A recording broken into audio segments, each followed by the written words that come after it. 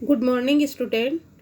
आज हम social science में चैप्टर 9 इतिहास का पढ़ेंगे, जिसके जो है दो विश्व युद्धों के बीच जर्मनी में नाजीवाद, फांसीवाद और जो है द्वितीय विश्व युद्ध है ना। हमने आपको फांसीवाद आदि के बारे में बता चुका था, इनकी विशेषताएं बता चुके थे।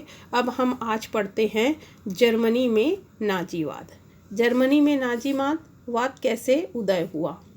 जर्मनी में एडोल्फ हिटलर के नेतृत्व में नेशनल सोशलिस्ट वर्कर्स पार्टी का ही नाम क्या रहा, संक्षिप्त में नाजी पार्टी, जो 1924 में सत्ता में आया था।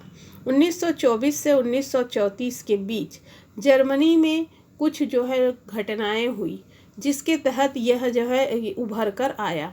ज़्यादातर उस समय मध्यम वर्ग लोग थे और मध्यम वर्ग में नाजीवाद की लोकप्रियता को बढ़ावा मिला था। इसका कई कारण हैं कि वहाँ पर लोकप्रियता इनको क्यों प्राप्त हुआ।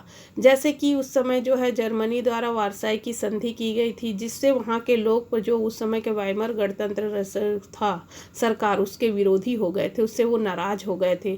उनके जो है उन्हें हर्जाना देना पड़ा था, जो उनके लिए अपमानजनक था। इसलिए वो चाहते थे कि ऐसे सरकार को हटाकर कोई नई सरकार बनाया जाए और इस प्रकार के नेता लाया जाए जो उनकी समस्याओं को जो है हटा सके। इसके अलावा उसी समय 1929 और 1933 के बीच महामंदी पड़ा था। महामंदी से उद्योग धंधे ठप हो गए थे, बहुत कम लोगों को जो रोजगार मिला था, बेरोजगारी बढ़ गई थी, लोगों में आर्थिक असंतुष्टि बढ़ गया था। खासकर मध्यम वर्ग जो है इससे बहुत असंतुष्ट थे। उस समय जो राष्ट्रवादी नाजी पार्टी थे, वो अक्सर यह मानते थे कि ये जो बड़े बड़े यहूदी वर्ग हैं, उन्हीं के कारण ये सब हुआ है। इसलिए लोगों में उनकी लोकप्रियता दिनों दिन बढ़ती गई। 1932 में जब चुनाव हुआ तो संसद में सबसे बड़ी पार्टी के रूप में उभर कर कौन आया, नाजीवाद आया। नाजीवाद की लोकप्रियता बढ़ने लगी। उस समय समाजवादी और साम्यवादी पार्टियां भी लगातार लोकप्रिय बनते रही थी, लेकिन दोनों में संगठन ना होने के कारण ये जो है संगठित ना होकर जो है नाजीवाद का विरोध नहीं कर पाई। उसके बाद देखिए हिटलर जो है ने क्या किया कि हिटलर के आने से पहले क्या घटनाएं घटी। उद्योगपति, भूमि स्वामी आदि के साथ गठबंधन स्थापित होकर जो है सरकारें वहाँ बनी थी 1932 में जब चुनाव हुआ था तो। और साम्यवादी क्रांति के भय से, वामपंथियों की बढ़ती ताकत से लोगों ने नाजीवाद को बढ़ावा देना शुरू कर दिया था। इसलिए वहाँ का जो 1933 में जो राष्ट्रपति बना था हिडेनबर्ग, उसने हिटलर को चांसलर पद के लिए नियुक्त कर दिया। जैसे ही वो चांसलर पद पर आया, नाजी पार्टी सत्ता में आ गई और सत्ता में आते ही उन्होंने प्रचार करना शुरू कर दिया कि हिटलर अपने भाषणों में शक्तिशाली राज्य की स्थापना की बातें कहता था, लोगों को रोजगार देने की बातें कहता था।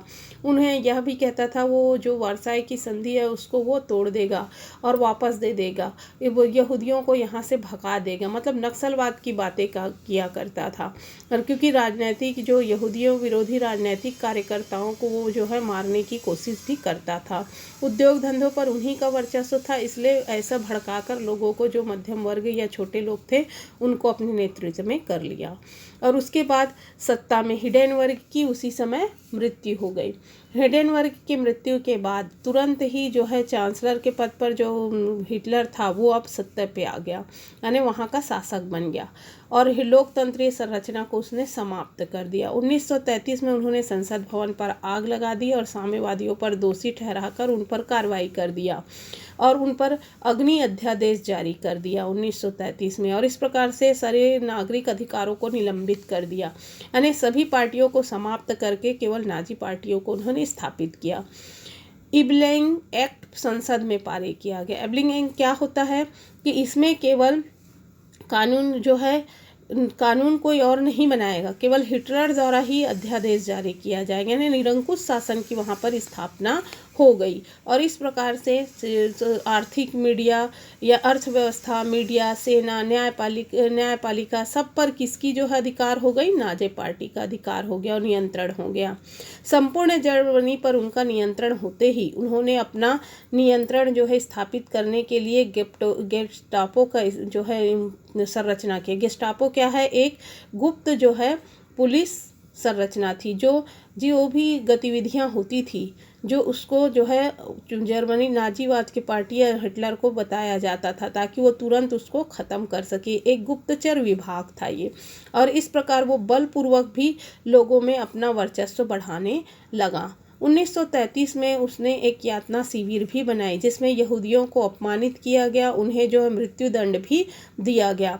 इस प्रकार से यहूदियों को भगाकर और अन्य लोगों में अपने लिए आस्था स्थापित करके जो हिटलर है उसने जो है नाजीवाद में तानाशाह शासन की स्थापना की, और इस प्रकार से वहाँ पर नाजीवाद की स्थापना हुई। आज इतना ही।